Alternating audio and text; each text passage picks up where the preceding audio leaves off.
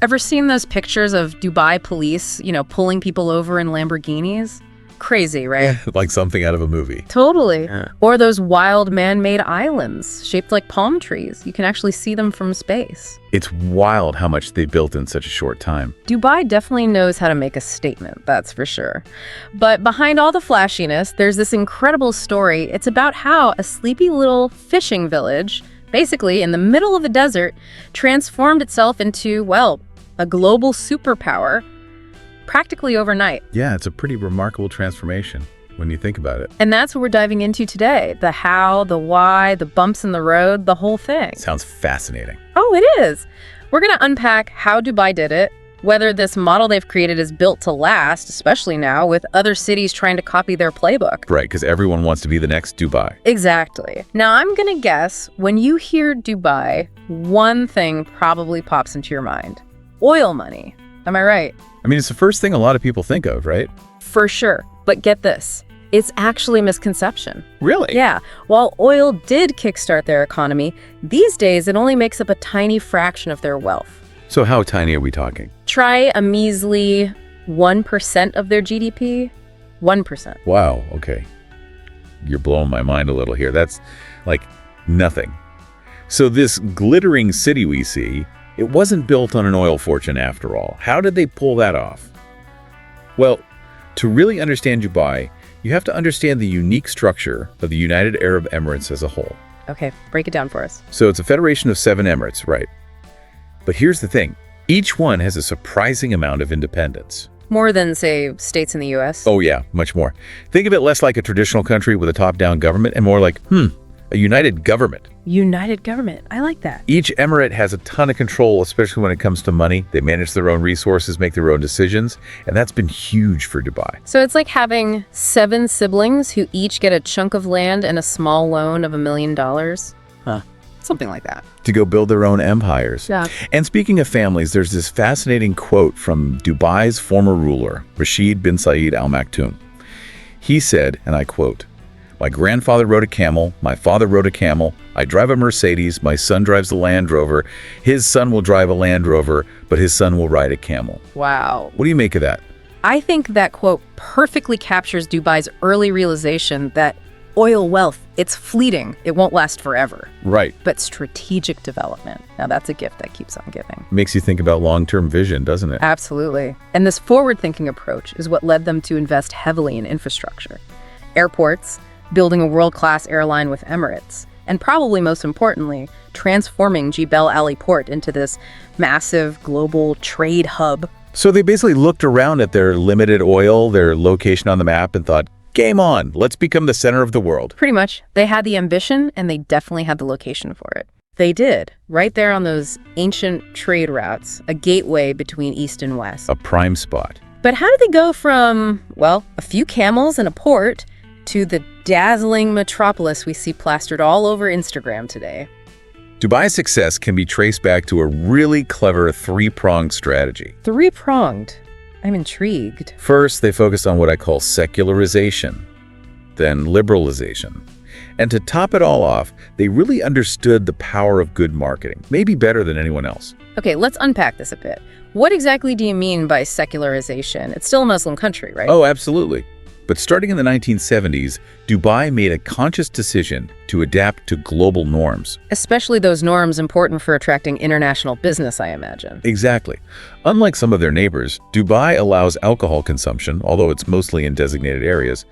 They've emphasized women's rights, making sure women have access to education and work. So a more progressive outlook overall. Yeah, you can say that. And get this, they even changed their weekend from the traditional Friday, Saturday to Saturday, Sunday. No way, just to be in sync with the rest of the world. Yep. They wanted to eliminate any barriers to doing business. So they basically said, come on in, the water's fine, we're open for business, and by the way, we have indoor skiing. Which brings us to liberalization, or what some might call a certain 2-word phrase that starts with tax and ends with haven. You got it. So did someone say tax haven? It's true. A prime example is the Jebel Ali Free Zone. Ah, yes, Jebel Ali. I've heard whispers. Tell me more. Imagine this. You set up your dream business, no matter where you're from. You keep all the profits, pay zero taxes for over a decade, and face almost zero red tape. Sounds too good to be true. That's the deal Dubai offered. Is it any wonder investors were lining up? This place attracted a wave of foreign investment, turning the zone into a global business hub practically overnight. Yeah, that's a pretty tempting offer, I have to say. Who wouldn't want a piece of that pie? Right. But it wasn't just about slashing taxes and cutting red tape. They also went big on spectacle, didn't they? Oh, absolutely. Dubai understood the power of creating a spectacle, of making a statement. And they had the means to back it up. They built those eye-catching, over-the-top architectural marvels like the Burj Khalifa, those palm-shaped islands, and so much more. Those weren't just buildings. They were giant billboards screaming their ambition to the world. It's true, think about it. When you see a picture of that skyline, you instantly know it's Dubai. There's no other place like it. Exactly. They created a brand as much as a city. And nothing says global brand like your own airline. Enter Emirates. Right. Emirates Airlines is not just an airline, it's a flying ambassador for Dubai's image of luxury. They practically own the skies with their fleet of those massive double-decker planes, the Airbus A380s. Think about it. Nearly half of all A380s ever built belong to Emirates. They want your first and last impression of Dubai, or even just traveling through Dubai, to scream opulence. It's brilliant, really. So it's this mix of smart locations, strategic policies, a bit of daring to be different, and a whole lot of marketing savvy that's put Dubai on the map.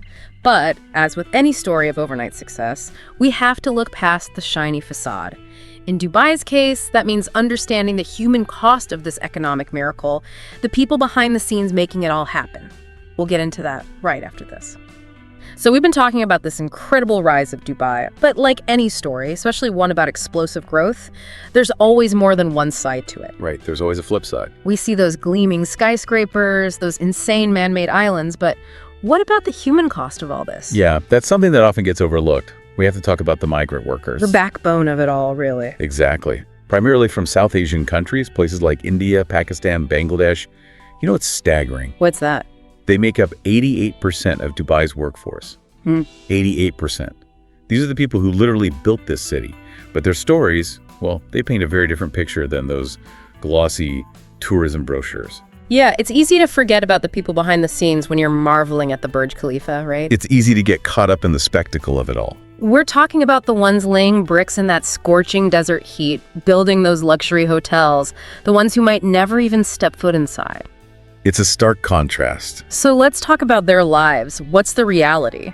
Sadly, for many of them, the reality is really difficult conditions. We're talking confiscated passports, wages being stolen, housing that's cramped, often unsafe. And if something goes wrong, well, there's very limited legal recourse. It's like they're completely vulnerable. To put it mildly, there have been reports of workers enduring grueling hours in extreme heat, not being paid what they were promised, even tragic deaths due to heat stroke on construction sites. And the legal system, unfortunately, it often favors the employers in those situations. It's heartbreaking. So they have very little power to fight for their rights to improve their situation. That's the unfortunate reality for many. It sounds like the Dubai dream is only a reality for a select few, while others are stuck in the system that seems to prioritize rapid development over the well-being of the people actually building it. That's one way to put it. And this ties back to Dubai's whole model, this company government model, as some call it. Essentially, the government acts as a massive developer, and its citizens, they're the stakeholders, the ones who reap the benefits. It's a system that depends on this vast outsourced workforce. So the citizens get the benefits, but it's built on the backs of this vulnerable, often transient population. That's the dynamic at play, yes. Which really makes you question the long-term sustainability of this model, especially now that Dubai is facing some serious competition. I mean, everyone's taking notes, right? Every country wants to be the next it city. It's true. The whole Middle East is undergoing this massive transformation with countries like Saudi Arabia, Qatar, you name it. They're all pouring money into these mega projects, all vying for a slice of that global investment pie. And what are they doing? They're taking a page out of Dubai's playbook. Except they probably have even deeper pockets. In many cases, yes. So now Dubai has competition right in its backyard from countries that learned everything they know from, well, Dubai. It's like a teacher versus the student situation, but on a global scale. Exactly. And then there's the whole issue of Dubai's approach to development, which has always been high risk, high reward. Right, it's always go big or go home in Dubai. Exactly. And that reliance on debt to fund these ambitious projects, it makes them vulnerable, especially to those economic shocks, like what happened in 2008 with the financial crisis. Remember, they had to be bailed out by Abu Dhabi. It's like building a magnificent sandcastle right at the water's edge. Looks incredible, but then that first big wave comes crashing in. That's a perfect analogy. And that's the question, isn't it? Can Dubai maintain its edge in a region that's changing so rapidly, becoming so much more competitive? Can they shift from this model built on spectacle and extravagance to something more sustainable, more diversified? And something that truly benefits all its residents, not just a select few. Precisely. That's the million-dollar question. So we've uncovered this really complex picture of Dubai, haven't we? The successes, the challenges, the human side of it all. It makes you wonder, what does the future hold for a city that, let's face it, seems to defy all expectations? It's a city that constantly pushes the boundaries of what's possible. So yeah, the future's a pretty interesting question. And it's not just about Dubai's skyline. Exactly, because now other countries, they're trying to replicate this model. Everyone wants to be the next Dubai. Which makes you wonder, will Dubai's brand of, manufactured extravagance, will that still hold the same appeal? It's like when everyone wants the same designer handbag, suddenly it's not so special anymore. Perfect analogy. But we're talking about entire cities trying to one-up each other. And that's what makes this whole thing so fascinating. We're moving into this era where things like sustainability, livability, how a city treats all its residents, not just the wealthy ones, that's becoming just as important as those dazzling skyscrapers. So it's not just about building the tallest tower anymore, huh? Nope. It's about building a city that people actually want to live in long term. A place where everyone can thrive. Right, a place with a soul. And that requires a different way of thinking, doesn't it? Totally. Dubai, they'll need to leverage their strengths, for sure.